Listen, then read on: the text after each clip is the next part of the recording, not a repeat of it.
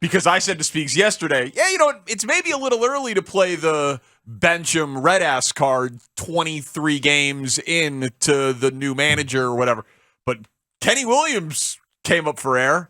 I'm not surprised. Really? I am so not surprised. Credit Daryl Van Schouwen. It's not. It's though, a Danny. little early. No, this is because you can only play this card so many times. Tell me he flipped over a post-game spread. Well, remember, but Danny, remember, he answered a phone call from Daryl Van Schouwen. Danny, and remember said, last year he waited until almost the All-Star break, and maybe he thinks that was a mistake.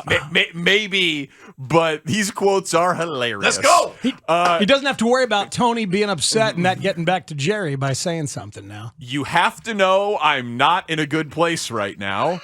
I'd be lying if I said I weren't concerned. Oh, man. Referencing the injuries piling up, he said it's frustrating that we can't evaluate the team given all the injuries. Quote, but this is where we are, and I'm not so pleasant to be around right now, but you try to gain perspective. We have 139 games and 5.5 months left to make up 6 games. If we are who we think we are, we'll look back on this as a good test of character and drive. He said, Van Schouwen writes, if the Sox aren't who they thought they were, a team with the expectation of still winning the division, Williams said, quote, then changes have to be made. It's as simple as that. Bam! It's professional sports. There's no way around it.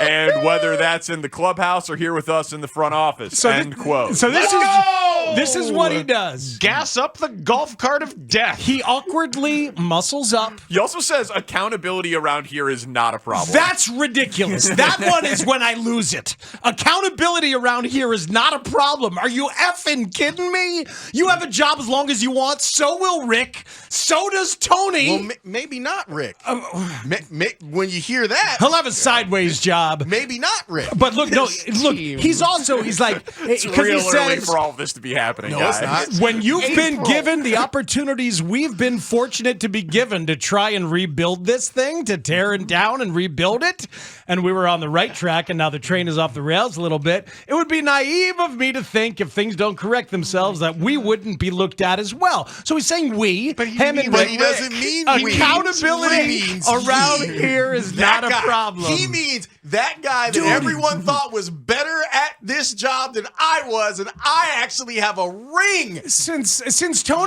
Kenny has kicked himself upstairs, every year, somebody gets to him. Sometimes it's on a golf cart at spring training. Sometimes it's when the Machado deal doesn't come through, and then he says more than he should. He awkwardly muscles it up and makes things way more complicated than necessary. Doesn't improve the situation. He doesn't stay out of our business. He doesn't stay out of White Sox business. It decreases the vibes in and out of the organization. What was the line he said at one point about Rick? About like, well, we'll see if Rick gets to be involved in those negotiations. I don't know if I'm going to let him into the meeting with Jerry. If he graduates, right? Yes, something like that. Yeah. He graduates to that level. Look, this is it's like bad Shakespeare. More Kenny. It's really I bad want more Kenny in White Sox business. Well, I played your guys. I've said it. I played your guys' game today. When I got in the car, I heard you talking about your respective group chats that you were saying with your friends and all that. And so my buddies, we don't text a ton of regular season baseball, but a few people are pretty diehard White Sox fans. So I carved a separate group chat off to the side. Welcome to it. And I just said, how you guys feeling about the Sox team? And my first buddy's immediate response, is this for content or are you just trying to be an a-hole? And you were like, both. They know you too well. Both. And then it's just scrolls and scrolls of expletive-laden rants, and yeah, it's pretty spectacular. I am such an here ugly thing. for more Kenny being involved in the day-to-day operations of the White Sox. You are, huh? I'm here for it. Well, here's why it's going to make sense. Because Jerry's not going to pivot to another rebuild. That's right. Zero chance that that's going to happen at this point in his life after doing it. So while Jerry's alive and you're waiting this out, you're just going to try and tweak a little bit here, a little bit there, and a little bit there, and try to be decent. That's all. And that's Kenny's game. That's what Kenny's always done. You know what Kenny's turned into after all these years? Bob Pulford. Right? But isn't that what this is? Isn't this ownership like, Pulley, give Pulley another chance? and Pulley never left. And Pulley was sitting there in his office with a blender pouring himself daiquiris. Pulley, time to be coach again. Oh, my God. I guess I'll go be coach again in my turn. How many times did we call for Pax to come down and coach the damn team himself? Right? Just change the entire coaching staff. All doesn't matter. I know is that at the end of all of this, as we were throwing bouquets at Rick Hahn for his vision, at the end of it, you have a minor league system that's broken and a major league team that sucks.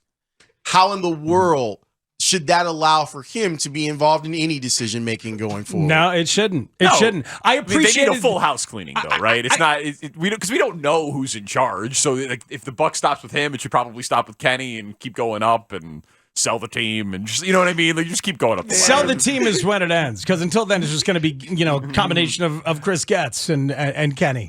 Look, I think Rick tried to take it in a different direction. I appreciated the direction he tried to take it in. And you could make the argument that he succeeded in the tear down and the rebuild up. It was they didn't know how to draft and develop, though. the development part is killing them now. Absolutely destroying them. And the drafting issue is what's going to keep them from being able to battle back. But on that development issue, I do think that these players are learning a whole bunch of new stuff from a new coaching staff, because unlike other smart organizations, they didn't learn it on the way up. The same stuff that you do at the big leagues in Tampa and Houston and Minnesota, in the Dodgers and the Giants, all those places, they teach it in the minors, and then you show up knowing how they want you to do it. That doesn't happen here. That's why I granted a little bit for new system for these offensive players. They're just so lucky they're in the Central, so he can say we've got 139 games to make up 6. Man, but the goal is to compete with the teams in the East and the West. That's the actual goal. And The Wirtz family, the board of directors. Kenny is that just really Pulley or somebody it do? is. Oh, Yeah. my That's God. totally good. Pulley. That's amazing. Kenny is irrepressible. good job by Daryl. He's irrepressible. He got him on the phone and he let him go. Don't you think Kenny doesn't talk that early last year because they respected Tony and wanted to let him hang himself? I think Kenny didn't talk a lot last year because he felt like, all right, well, look, you got the general manager that you wanted. You got the manager that you wanted. Blackjack dealer. I'm just over here. And I would see Kenny. I go to the ballpark, and every now and again, I'd pull up, hang out with Kenny, just talk to him for a few minutes. And I was like, it's always nice to see you. And he's like, I'm always around. Like, I think that he looks at all of this and goes, is this really what you wanted? Is this how you wanted all of this to go? When I could have just been doing my thing that actually ended in a championship. Granted, it was forever ago, and it was only once. And it was the piecemeal way of team building that they kind of got lucky that it bunch fell of together. randos with man. AJ and Pods. Right, exactly. But you know what? Just odd grabs, and that's what the next 3 or 4 years are going to be. I thought about it. I thought about it in the context of Ozzie as manager and remembering that interview and Kenny being able to be like, you know what? I know I wanted Cito Gaston, but maybe this guy is the guy that we should hire. I love that openness. Always have. That part of it is good. Jerry doesn't have that. I'm just saying that I would understand why a successful baseball executive would look at what's happened over the last decade with the team, with the guy that's supposedly better than him. Sure. And go, yeah, I feel like talking.